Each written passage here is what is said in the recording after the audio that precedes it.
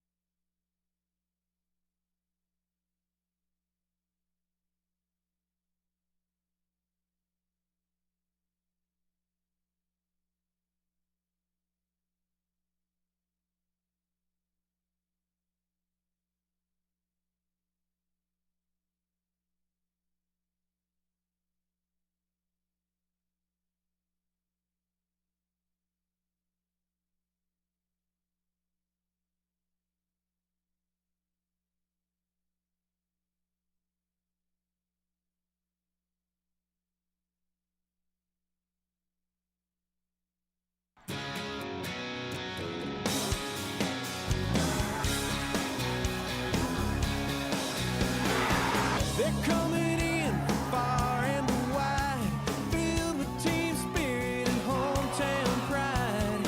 All fired up from the big pepper rally last night. Hear the marching band playing the fight song. Teams charging the field, ready to get it on. Cheerleaders working up the crowd with all their might. That's what I love about a high school football Friday night. Welcome into the Week 6 edition of High School Game Time here on YouTube Live alongside the expert Doug Ritchie. I'm Michael Gross, and Doug, buckle up. We got a ton of games, and it's all commercial free, which is exactly your favorite. Absolutely. I'll tell you what, tonight we had a lot of good games that had serious implications on conference races. We've had some good weeks, but this is maybe our best week based on what situations are going on in all these conferences. So a lot of good football tonight. All right, let's talk game of the week. Appleton North at Neenah. Both teams at the top of the FVA, tied with Kimberly entering this Friday night. And it was a game, Doug, with massive implications even before we even reach October. Yeah, those three teams, as you mentioned, all undefeated in the FVA, which means they haven't played each other yet. Well, that ended tonight when Appleton North took on Neenah. Tell you what, this was a really good conference, and all three teams are really good. So this game of the week probably ended in a pretty fun way. Yeah, we were chomping at the bit to see it. Let's go to the game of the week. Just down 41, Neenah looking to knock off Appleton North here. Another dominant FVA run, though. It's Ashton Van Beek under center. Got more rushing yards than passing yards and just tied himself there with 8 rushing touchdowns and passing touchdowns. That's Lightning here striking on the kick return as Appleton North, Doug, scores in the most emphatic way possible. 97 yards by Elijah Valeri. Yeah, I tell you what, that's quite an answer. 7-7 back-to-back plays, big touchdown for North. Ashton Van Beek tries to put this game away on his own. 46 yards, that's another rushing touchdown, his third of the game. Loves to do it on the ground, but the Lightning tried to make it a game. Late in the contest, Grant Hardy turns to his near side. He hits Keegan Muchow, scooting into the end zone to make it 29-27. And now, Doug, it's everybody's favorite play, the onside kick. The question was, can North recover and have a chance? Let's see. No. They called it Neenah. They held on to win 29-27. They improved to 4-0 in the FVA. Gave them some big opportunities in the first half, and I'm super proud of our kids. They came out in the second half, and I felt we really dominated the second half. I thought our staff really made some nice adjustments, and we hung tough and came out with a win. Played a tough non-conference schedule, and the FVA is a tough league, and so the confidence coming in at 4-0, they're 4-0. It's going to be a really big week for us to get better and go to Kimberly and play for that conference championship. Yeah, Steve Young has to be happy with how his team performed, especially with his quarterback, Ashton Van Beek. Another impressive week. You look at the type of defense that Appleton North brings to the table. They are stout. They will turn you over and make you pay for it, which they did tonight against Neenah, but they held up on that offensive side of the ball. Yeah, I mentioned it was 20-7 after one quarter. Appleton North led, and I was thinking to myself, is Neenah going to continue to point the gun at their foot? Because they did help out North, but give credit to North. North came out at gangbusters 20-7, but I said to myself, you know what? Neenah's coming back. They're not going to sit down. They have Van Beek's a really good player. Both have very good defenses. If Neenah just did not make mistakes, I thought they could come back and potentially win this game, and they did.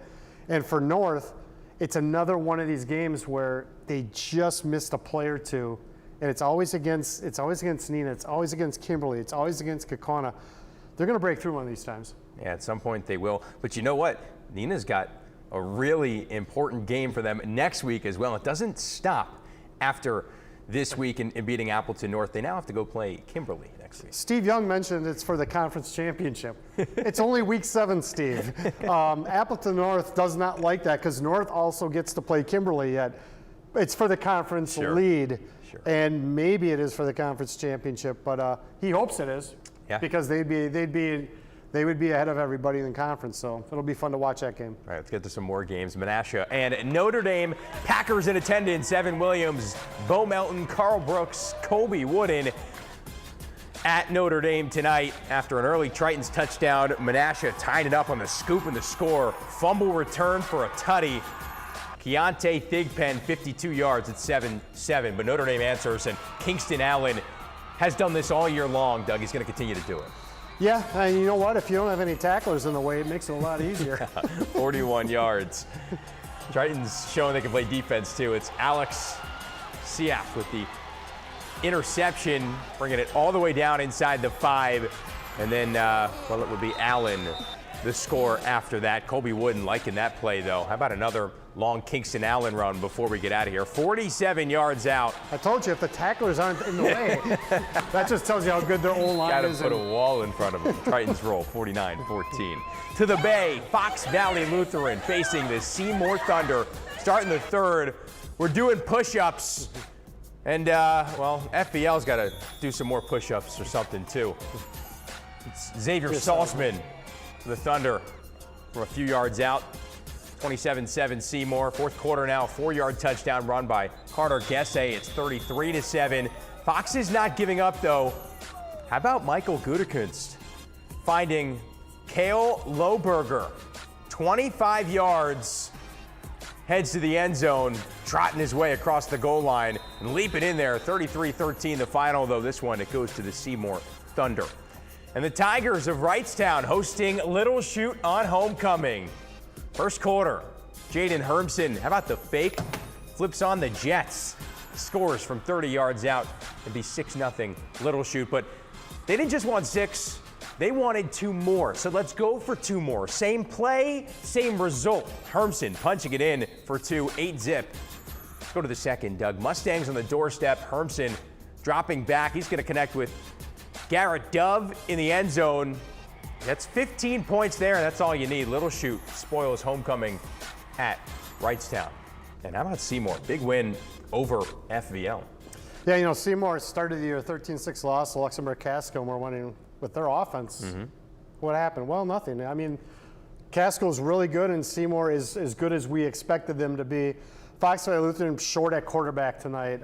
Gabe Hygis is not there for them. That makes a difference because he's a pure difference maker, but the Bay getting interesting. Seymour plays Winneconne week 9. That might be for something like maybe the Bay Conference title outright. Yeah, it could be a strong outing from start to finish. Same thing, though, goes with Little Chute, a run-heavy team that held Wrightstown to just 13 points at home during homecoming. That's impressive. Yeah, with Little Chute's defense, they kind of remind me of Neenah and Appleton North.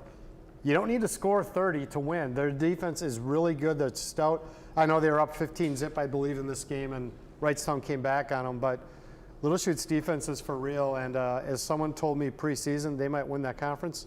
They might win that conference. Yeah, there's definitely a chance. Let's go to some more games. Head down to Manitowoc now. Roncalli hosting Brillion in an EWC showdown late in the third quarter. Let's go 3rd and goal for the Jets. High snap, but Sawyer Van Dries gets the handoff, takes it in for the score. We hear his name a lot, and for good reason. Tied up at 14. 3 to go in the game. 3rd down, Roncalli around midfield. Dominic Thiel, pressure, throwing downfield, and he's picked off. Joseph Shimmick, a huge interception for Brillion. And oh yeah, he's the quarterback.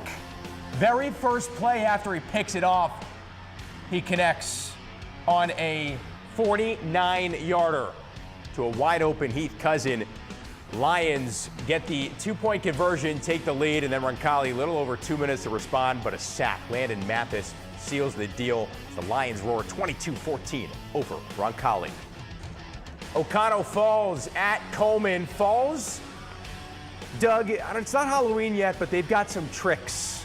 Why wait? And then how about this treat here? 75 yards in response to the flea flicker on a tutty. 6-0. Oconto Falls. You're right. Why wait? If you're going to win big games, you got to make big plays. That was certainly one. Best players make the big plays, too. Coleman looking to answer. Colton Peters takes the kickoff. How about a return here? Okay. I said if We you're got going to 'em win all. big games. We got returns all over the place. Late in the half, Oconto Falls' Nathaniel White keeps it for a 2-yard touchdown score. 12-8 Panthers. 24-8 would be the final with Oconto Falls defeating Coleman. Also in the Northwoods, Crivets in Shiocton tonight. The Wolverines get on the board in a big way. Braden Sellen fields the punt off to the races, off the bounce. 76 yards. Would this be another one of those, big players make the big plays? Yeah, this is what you got to do at this time of the year. 7-0. Crivets. Sellen not done. Shiocton would try to score on this pass near the goal line, but 34 there with the pick. Huge on that play. Shiocton would score. Then on this Kyle Bergsbacon short touchdown, Crivets would lead 7-6 after a failed 2-point conversion.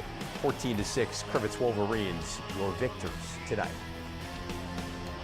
Cheering at Lena St. Thomas Aquinas. Lena's Max Peterson takes the handoff for a 2-yard tutty. Scores 20-0 Titans. Cheering trying to get on the board as Kroix Kemka pushes his way inside 20-6. Now it's Lena's Jake Farley with the keeper from 8 yards out. Barreling his way in the end zone, 36-6, the final score. And one game we did not have on here, but we just have to talk about. West De Pere, a scare, maybe not judging by the score line, but it was for a very long time against De Pere. 35-17 the final. But West De Pere found themselves down in that game for, I would think, far longer than they expected. Yeah, because I don't think they ever expected to be behind. No. But here's the one thing with West De Pere. They have maybe the best quarterback and best passing offense in the state. So if any team falls behind and needs to rally, they're going to do it because they don't have to change their offense. They just tell Patrick Grayson, go find one of your 3 stud receivers and hit them for some touchdowns, and that's what they do. And so when they fall behind, unlike a lot of teams, they don't change. They just continue to do what they do, and they usually end up on top. Is there any concern there, I guess, looking later in the season? And not that, we're taking anything away from De Pere. We're really not. It's just a testament to how good West De Pere is. Is there any concern that they fell behind early and had to play from behind? No, I think if you're always up 35-0, you don't find much out about your kids. Sure. If you're not playing your best, and now all of a sudden you gotta yell at the kids on the side and say, guys, come on, what are we doing? It's a teaching moment, and the coaches rather be up 35-0 because the kids are ready to play. But I think you find something out about yourself when you're down and you're not used to being down, because in a few weeks they got a game called Bayport at West De Pere, and they might find themselves in a difficult spot. Well, Sure. It's good to be in those spots as long as you come out on top, right? Yeah, you learn a lot in the middle of the season and even in the beginning of the season. And we learned a lot about top plays, so many of them to choose from, but we went with the trick play here from Oconto Falls, Nathaniel White to Elijah White. Superb connection, superb play call on this too. This was like top plays of the night. We had about Yeah. 5 or 6 of them. That was a good one, though. We could have obviously. done like a whole Sports Center or Fox 11 top 11 Yeah, is what we absolutely. could have done from tonight. Unfortunately, we do not have that. But we do have this wonderful top play from Oconto Falls. Let's, Doug, stick with Oconto Falls to Okay. preview this and the stickers here. Yep, sports producer Garrett Stoles. Helmet sticker to Oconto Falls. Panthers now lead the conference, Northwoods Conference, all by themselves. Last year they lost that game to Coleman and lost conference. Well, tables turned. Yeah, it sure is. I am taking the Brilliant Lions winners today over Roncalli. We'll find a spot there for the sticker. In the Eastern Wisconsin, they are all alone in first place now, and that conference a little bit topsy-turvy with 3 to go in the regular season. Well, I don't have an animal for my game, for my sticker. That goes to Neenah, 29-27 win over Appleton North. Huge win for them. They're in a good spot, and they play a big game next week, I guess, against Kimberly. So, you know, maybe, do we put a sticker on 2 weeks in a row for Neenah? We'll see. But I don't know. Neenah earned it tonight. They played great. They were kind of like West Pere. They were down. They found out about themselves and won a big game. All right, we found out a lot about a lot of different teams. What stood out to you most from week 6? Well, Roncalli made a statement last week at New Holstein. Now Brillion made a statement at Roncalli, and now Brillion's all alone in the eastern Wisconsin. So Brillion's got to feel really good about themselves. And, you know, looking at other ones, Seymour's the real deal. Eventually they're going to run into Winnicott, and Little Chute continues to impress with their defense, and they got a matchup coming up soon with Luxembourg Casco. So I don't think there were any major surprises tonight. The teams that have been good all year, they showed up. O'Connell Falls with a huge win over Coleman. They're in the driver's seat there. And all these wins matter, not just for conference, but for the playoffs. Because when you win, it's extra points in this new point system that they're going through. So it's huge to win. It's huge to beat good teams because that's going to elevate your playoff status in about 4 weeks. Yeah, we talk a lot about quarterbacks on this show, and rightfully so, because there are a ton of good quarterbacks here in Northeast Wisconsin. But how about the running backs really holding things together? You got Van Dries, you got Allen. There are so many good running backs that I don't think get enough love throughout Northeast Wisconsin that really just keep those teams together. Yeah, well, and a bunch we didn't mention, like Brady Moon. He scores about eight touchdowns every week. But yeah, I mean, we got that's what the teams do up here, and all these teams know one thing. The later into the season, you got to be able to run the ball because the weather can be nasty, it can be windy, it can be snowy. But if you can run the ball, there's a team down in the valley that ran the ball pretty well for 5 years in a row, won 70 straight games, Kimberly. You got to be able to run the ball. These teams know that, so they always work at it, and they're pretty good at it. Well, we've got so many important games to come, especially next week. We don't know just yet what our game of the week is, but there are a handful of ones to pick from. We are excited to get there. Once again, thanks for tuning in to Game Time alongside the expert Doug Ritchie. I'm Michael Gross. Big thanks to our Fox 11 crew and our producer, Garrett Stoltz. We'll see you next week on High School Game Time.